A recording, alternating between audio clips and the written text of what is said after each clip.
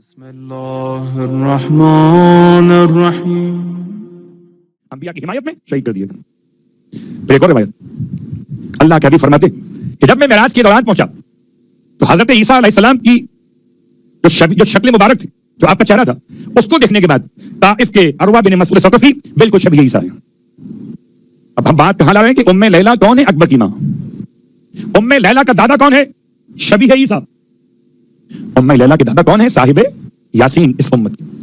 اللہ اکبر. تو سرکار ختمی مرتبہ صلی اللہ علیہ وآلہ وسلم کے الفاظ مقدس کی بہت بڑی بات ہے، بہت بڑی بات. لوگ جسے یہ کہتے ہوں کہ اس پر قرآن نازل کیوں نہیں ہوا، یہ اتنا قابل آدمی ہے، اتنا بڑا سردار ہے، اس کی اہمیت علاقے میں اتنی زیادہ ہے، اور وہ شخص اگر پیغمبر کا کلمہ پڑھ لے اور پیغمبر کی محبت میں شہید کر دیا جائے تو پیغمبر اس کے بارے میں کلمات تو بتائیں گے نا. البتہ جناب ام لیلہ والد کی طرف سے تو ثقفی ہیں، اور آپ کی والدہ کا نام ہے میمونہ، جو ابو سفیان کی بیٹی ہے. تاریخ پڑھنا ہے مجھے، تاریخ میں لکھا پڑ رہا. میمونہ آپ کی ماں کا نام ہے اور بیٹی ہے ابو سفیان کی. ابو سفیان کی بیٹی ہونے کے اعتبار سے ہو سکتا ہے آپ کے ذہن میں سوال بھی آیا ہو. تو آئیے اس سوال کو ضرور کر دیتا ہوں. آپ سب کے سب صاحبان علم بیٹھے ہوئے. ابو سفیان کی ایک بیٹی اور ہے، اس کا نام ہے رملہ، مگر نام سے ہم اور آپ نہیں جانتے. رملہ کو خدا نے بیٹی دی، عبید اللہ ابن جہش کے نکاح کے بعد نام رکھا بیٹی کا حبیبہ، اور حبیبہ کی بنیاد پر یہ کہلائی ام حبیبہ، اور ام حبیبہ سے سرکار ختمی کے مرتبہ صلی اللہ علیہ وآلہ وسلم نکاح کر لیا تھا. ام حبیبہ سے اللہ کے رسول نے نکاح کیا.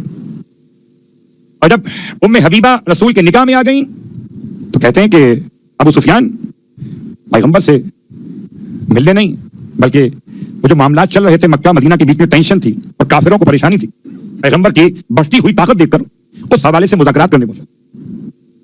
یہ فتح مکہ سے پہلے کا واقعہ ہے، ورنہ فتح مکہ کے بعد کا مسئلہ نہیں ہے. اور اس خیال میں پہنچا کہ چلیں مشکل نہیں ہے، اب تو بیٹی ہے نا محمد کے گھر میں، جب اپنی بیٹی محمد کے گھر میں ہو تو پھر اپنا تو آنا جانا رہے گا. اللہ اکبر، کیسا مزاج پایا ہے. سلام ہو اس بیٹی پر. جب اپنے باپ کو اپنے گھر میں پایا اور پیغمبر گھر میں نہیں تھے تو کہتے ہیں کہ والد یعنی ابو سفیان نے پیغمبر کے بچھے ہوئے بستر پر بیٹھنے کی کوشش کی. بیٹی نے باپ کی خدمت میں عرض کی بابا ایک منٹ رک جائیے. باپ کو روکا. باپ یہ سمجھے شاید کہ کوئی اور مزید اہتمام کریں گی، تکیہ لگائیں، صلوات پڑھیں محمد علیہ. یہ میں واقعہ نہ پڑھتا اگر مجھے میمونہ کو سمجھانا نہ ہوتا. ام حبیبہ اپنے باپ کو روک رہی. اچھا رک گئے وہ کہ شاید بیٹی کوئی اور اہتمام کرے گی. بیٹی نے عجیب کام کیا، بستر سمیٹ دیا، پیغمبر کا بستر سمیٹ دیا، سمیٹ کے خالی پلنگ چارپائی گئے، بیٹھ گئے، آپ بیٹھ جائیے. غصے میں تو عالم کیا ہوا ہوگا، یہ توہین ہے باپ کی. کہنے لگی کیا کہ تم نے کہا بابا وہ بیٹیاں اچھی نہیں ہوتی، تو نبی کے بستر پہ اپنے باپ کو بٹھا دیں. اللہ اکبر. تو کسی گھر سے آنے والی کسی خاتون کے بارے میں ہم فیصلہ نہیں کر سکتے کہ اس کا مزاج، اس کا دین اور ایمان کیسا ہے. تو میمونہ خاندان کون سا؟ خاندان ہے ابو سفیان. اور اسی لیے کہتے ہیں کہ حاکم شام نے ایک دن اپنے اصحاب کے درمیان اپنے ساتھیوں کے بیچ میں پوچھا کون ہے خلافت کا حقدار. تو کسی نے کوئی الفاظ کہے، کسی نے کچھ کہے. اس نے خود کہا کہ خلافت کا حقدار ہے علی ابن الحسین. کیوں؟ تو اس میں 3 خاندان جمع ہو گئے ہیں. شجاعت میں ہاشمی ہے، اس کے الفاظ پڑھو، شجاعت میں ہاشمی ہے، اور اس کے ساتھ ساتھ بت باری میں ثقفی ہے. وہ کہتا ہے سخاوت میں اموی ہے، اس کے الفاظ. یہاں علی ابن حسین سے مراد کون؟ شہزادہ علی اکبر. اللہ اکبر. یہ حضرت ام لیلہ کا ایک تعارف تھا کہ آپ کے والد کون تھے، آپ کی والدہ کون ہے، اور آپ کی اپنی شخصیت. سرکار سید الشہداء کے حرم میں جتنی بھی ازواج امام کے نکاح میں آئی ہیں، تاریخ میں کسی زوجہ کے بارے میں کوئی کمزوری ایمان اور دین نہ ملا. اللہ اکبر. امام حسن مجتبیٰ کے یہاں تو جودہ بنت اشس ملی ہے، مولا حسین کے نہیں ملا کوئی. اب یہ ایک بحث ہے پوری کہ کربلا میں ام لیلہ تھی کہ نہیں تھی. بعض نے اقرار کیا کہ تھیں، بعض نے انکار کیا. رب کے مسائل پہ آنے سے پہلے حضرت ام لیلہ کے بارے میں بہرحال علماء اس بات پر قائل ہیں کہ کربلا میں کہیں نہ کہیں ذکر موجود ہے ام لیلہ کا. ام لیلہ ان 4 خواتین میں شامل ہیں جن 4 خواتین نے کربلا کے واقعے کے بعد ساری زندگی سائے میں بیٹھنا قبول نہ کیا.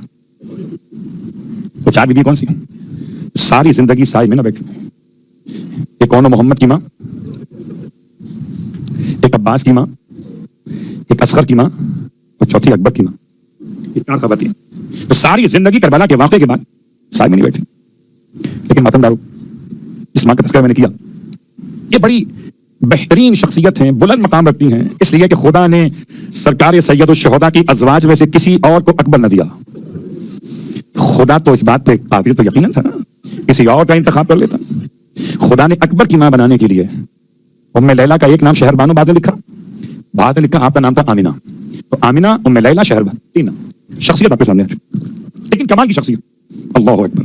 کہ خدا نے اتنا حسین بیٹا عطا کیا کہ تاریخ انسانیت میں ختمی مرتبہ کی پوری شبی کوئی نہیں ہے. خدا نے شباہت مصطفیٰ کو بانٹا ہے, تقسیم کیا ہے, ایک ساتھ جمع نہیں کیا ہے. اور یہ جملہ میں اپنے پاس سے کہتا تو شاید مبالغہ آرائی ہوتی. یہ جملہ سرکار سید الشہداء کا فرمایا آپ نے جب اکبر باپ سے رخصت ہو رہے تھے. اور آج بھی کربلا محلہ میں سرکار سید الشہداء کے حرم میں خاص آپ کی زری کے اندر مولا علی اکبر کی زری مقدس بالکل ملی ہوئی ہے. یعنی سارے شہداء کربلا حسین سے فاصلے پر ہیں. حبیب ہوں یا غازی عباس ہوں, اور محمد ہوں یا اور, بالکل متصل ہے, قدموں سے ملا ہوا. وہ کون ہے؟ علی اکبر.